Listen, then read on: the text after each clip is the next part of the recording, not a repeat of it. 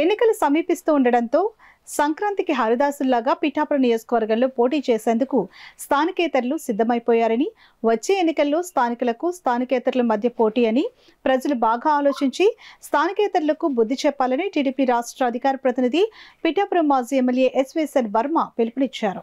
గొల్లప్రోలు మండలం చేబ్రోలులో టీడీపీ నాయకులు కార్యకర్తలతో కలిసి ఆయన బాబు షూరిటీ భవిష్యత్తుకు గ్యారంటీ మన ఇంటికి మన వర్మ కార్యక్రమాలు నిర్వహించారు.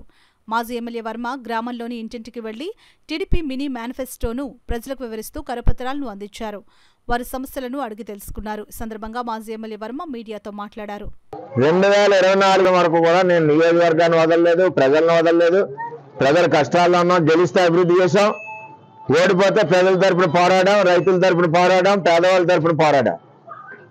అది స్థానికుడు అంటే ఎవరు నియోజకవర్గాన్ని కుటుంబాన్ని వదులుకోరు. మీరందరూ కూడా బయట నుంచి వస్తున్నారు కాబట్టి 15 రోజుల ముందు వస్తున్నారు, 15 వెళ్ళిపోతున్నారు.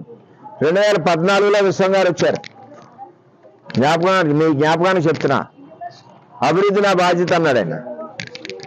2014 తర్వాత 10 రోజుల తర్వాత దుకాణం మూసారు.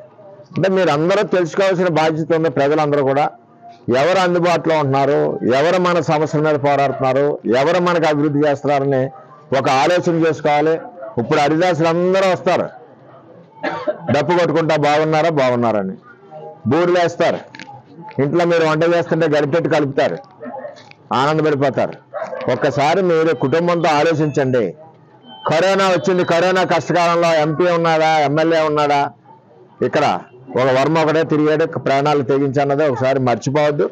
ఎందుకంటే నియోజకవర్గ కుటుంబంలో ఒక పెద్ద కొడుకుగా నేను పనిచేస్తున్నా.